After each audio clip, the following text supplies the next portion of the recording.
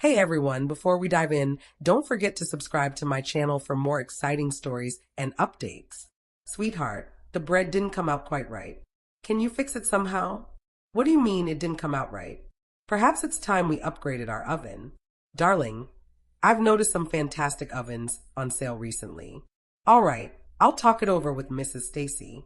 I'm Erica's son, 35 years old, and I earn a living as a full-time Forex trader from the comfort of my home. I met my husband, Ethan, who's 2 years my senior, when we both worked at a small mail order company. He handled the pet food section, while I managed customer service for cosmetics. The job was tough, often keeping us at the office late into the night, rushing to catch the last train. Still, we always looked forward to unwinding with drinks alongside our regular group of colleagues after those grueling shifts. Back then, we toiled endlessly, finding little happiness in life. Even though we earned decent salaries, we barely had time to enjoy our earnings, and our only escape was those nightly gatherings. It was during these moments that Ethan, a member of our crew, and I began dating. We tied the knot 3 years ago. After our wedding, I left my job and stayed home for a bit. That's when I stumbled upon Forex trading. I dove headfirst into learning, devouring books and scouring the internet for knowledge. Becoming a Forex trader wasn't easy. I invested in a trading computer, set up an account, and spent months studying the markets, practicing with demo trades, and cautiously trading small sums. Over time, I honed my own approach and started earning steady profits. But my in-laws, who share our home, have no clue about my work. Last year, my father-in-law retired, and they were living independently in public housing.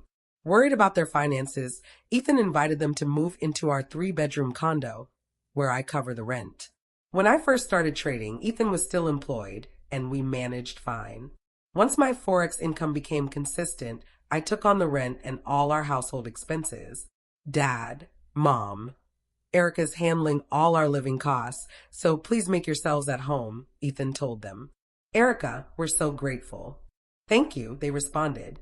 And so began our life with my in-laws. I don't handle any housework since we employ a housekeeping service that takes care of everything.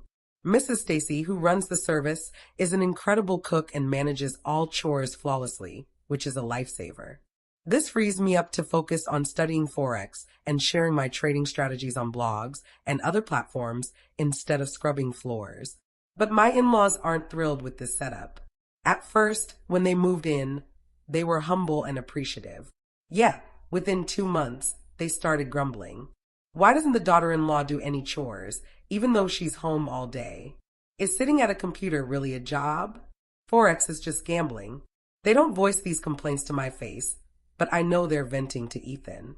Since he no longer pays rent or living expenses, he splurges his entire salary on himself, sporting flashy custom suits, designer shoes, and luxury bags. He's always been a fashion enthusiast, and now he seems content indulging in it. He used to shield me from my in-laws' complaints, but lately, that's changed. You're always glued to your screen. No makeup, just sweatpants. Isn't that a bit much? He remarked one day. What do you mean a bit much? Do I need to dress up just to work from home? I shot back. Maybe you're fine with it, he said, but it doesn't suit me. Doesn't suit you? We're at home. Why does it matter? I argued. It does matter. Don't you want to look nice for me? Nice? Are you serious? Is that really necessary? I replied. Since that exchange, Ethan has started siding with my in-laws' complaints. One evening after dinner, as I headed to the bathroom, I overheard a conversation from the living room. What's with Erica? Is she mocking us? She's always got this attitude. Yeah, she's looking down on us, thinking we're beneath her because we lived in public housing. Exactly. She acts superior, avoiding chores. Anyone can do Forex. She studied a bit and now makes $20,000 a month. I could do that too. You're right, you could. She's just gambling and acting all high and mighty. And she's not even attractive. Despite working from home, I always made a point to have breakfast with Ethan before he left for work. He's still at the same company we both worked for, so he comes home late. Those breakfasts were our special time, but he started dodging them, saying, I'll grab something on the way. I'm fine without eating. My mother-in-law smirked at his behavior.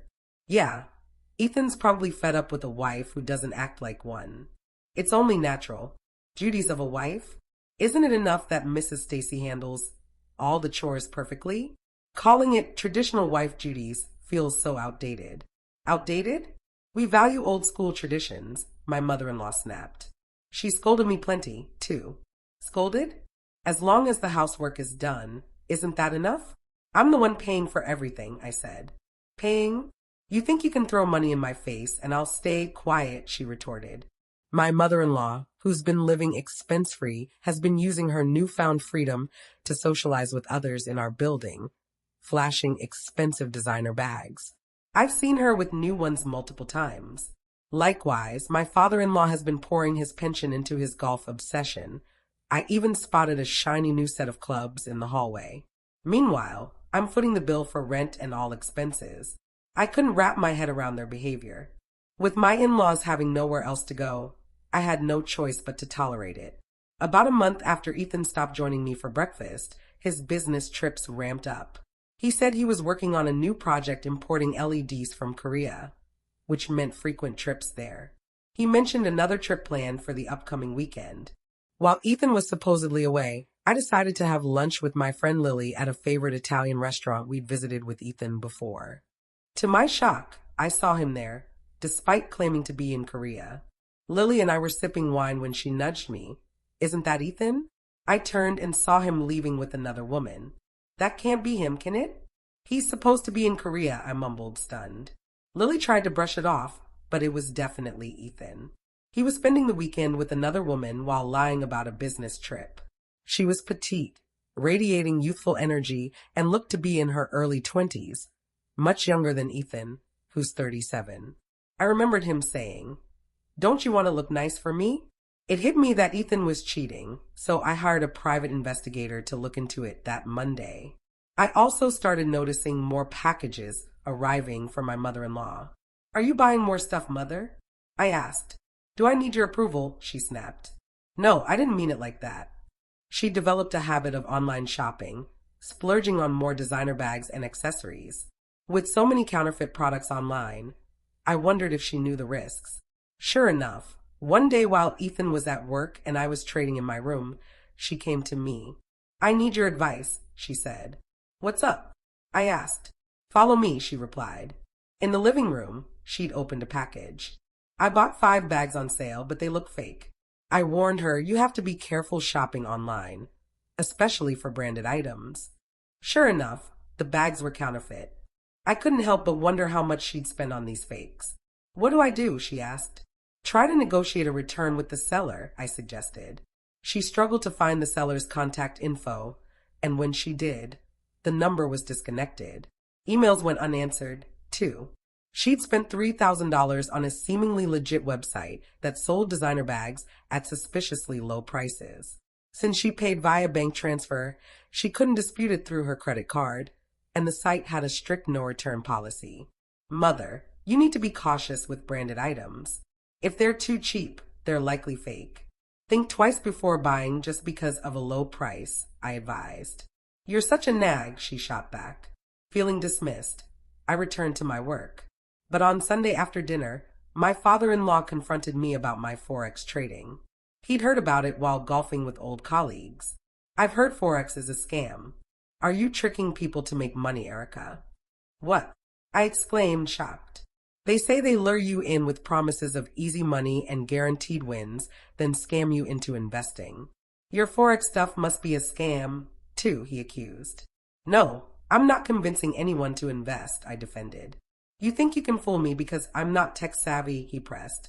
"I'm not trying to fool you," I insisted. "You think I suspect you're scamming because you make money so easily?" he continued. "It's not easy. I've explained this to you multiple times," I countered. "You're making tons of money with little effort. Of course it seems easy. Meanwhile, I'm slaving away at the company, trying to build new projects," Ethan chimed in. "Are you saying I should quit Forex? If I do, how will we pay for anything?" "We won't cover the rent," I argued. "I can at least handle the rent," Ethan interjected. They didn't seem to grasp that our entire lifestyle depended on my Forex earnings. Yet, My in-laws and Ethan kept their negative opinions. The next day, the investigators' report on Ethan's infidelity arrived. As I feared, he was guilty. He'd been seeing a 25-year-old colleague who joined the company after I left, so I didn't know her. He had, however, made several legitimate business trips to South Korea. I spent days wrestling with the findings. How do I address this? It's heading toward divorce. That evening, after Mrs. Stacy had cooked dinner and left, my mother-in-law broke the silence. Erica, after talking with Ethan and your father-in-law, we've made a decision. We're not comfortable with you here. We want to live as a family, just us. Please leave, she said firmly. Ethan wasn't home yet. We don't want to depend on money earned through shady means. Your know-it-all attitude isn't welcome, she added. This was decided after a long discussion with Ethan. Erica, you need to go. Strangely, I felt relieved. All right, I said calmly. Ethan's absence made it clear he no longer cared for me. It hit me that I was never obligated to support these people. That day, I packed my things and moved to a hotel temporarily. Soon after, I filed for divorce. With proof of Ethan's affair, I secured alimony, leased a cozy one-bedroom apartment perfect for living alone, and settled in. I transferred the old apartment's lease to Ethan's name. For months later, Ethan messaged me, asking to discuss something urgent and visit my new place. To my surprise, he showed up with my former in-laws. Erica, I'm sorry. Please come back and live with us, he begged, tears streaming down his face. What's wrong? What happened? I asked, concerned. We can't afford the $4,000 rent, and we're facing eviction. We have nowhere else to go, he choked out. Erica, please, we need your help. He explained that after I left, he dove into a new business importing specialized LED lights from South Korea for factories and hospitals. The lights were defective with sockets detaching, making them hazardous and unusable. All were returned, but language barriers and vague contracts blocked any resolution with the manufacturer. The business flopped, costing him dearly, and he had to resign. Then he tried Forex trading with his remaining savings, buying a computer and jumping in without proper knowledge. A major trade went south, wiping out his funds. Meanwhile, my ex-father-in-law tried the stock market to boost his savings, but with poor timing, lost everything. Unable to pay rent or find new housing, they came to me, pleading. But we're divorced, aren't we? I reminded them. Yes, but please, I'm begging you, Ethan said. What about your young girlfriend? I couldn't help asking. After I lost my job, we lost touch, he admitted. Not surprising she wouldn't stay with someone unemployed, I remarked. Erica, you're the only one I want now. Let's try our marriage again, he pleaded. Yes. Erica, we misjudged you. We're so sorry, my ex-in-laws added. I owe you an apology, too. I misunderstood Forex and wrongly accused you, Ethan said. I'm not interested, I replied firmly. Erica, please reconsider. I admit my mistakes and won't betray you again, he begged. Ethan won't cheat again.